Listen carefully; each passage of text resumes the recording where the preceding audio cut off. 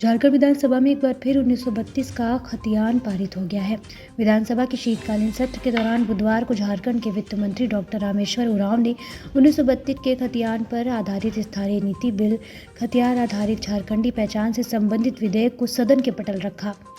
सरकार की ओर से मुख्यमंत्री हेमंत सोरेन और विपक्ष की ओर से नेता प्रतिपक्ष अमर बाउरी ने इस पर अपने विचार रखे। इसके बाद स्पीकर रविंद्रनाथ महतो ने दोनों पक्षों से पूछा कि वे इसके पक्ष में हैं या इसके विरोध में। इसके बाद ध्वनिमत से इस बिल को पारित कर दिया गया। नवंबर 2022 में जिस बिल को विधानसभा से पारित कराकर राज्यपाल को भेजा गया था, उसी बिल को बिना किसी संशोधन के फिर से सदन से पारित करवाया गया है। पिछले साल विधानसभा ने बिल को पारित कर इसे 9वीं अनुसूची में शामिल करने का प्रस्ताव किया था। अटॉर्नी जनरल ने इस पर कुछ आपत्तियां जताई हैं। राज्यपाल ने उन आपत्तियों के साथ विधेयक को विधानसभा को लौटा दिया।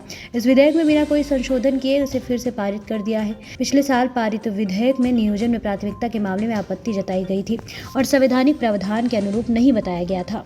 झामुमो ने कहा था फिर इसी बिल को पारित कराएंगे। स्पीकर ने शीतकालीन सत्र के पहले दिन 15 दिसंबर को राज्यपाल का संदेश पढ़कर विधानसभा में सुनाया था।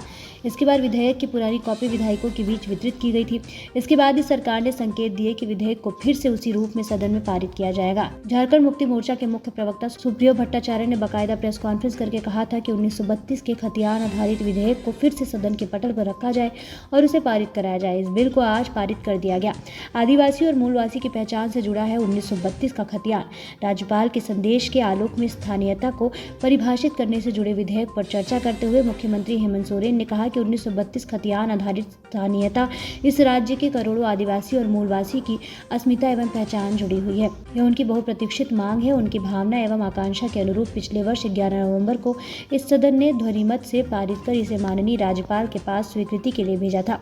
दिशोम गुरु शिबू सोरेन ने जब अलग राज्य की लंबी लड़ाई लड़ी तो उस वक्त भी यहाँ के स्थानीय लोगों का झारखंड राज्य की संपदा और नौकरियों पर हक रहे, इसी जनभावना से वह लंबी लड़ाई लड़ी थी। दुर्भाग्य की बात है कि झारखंड बनने के 20 वर्षों तक इस दिशा में कोई पहल नहीं की गई।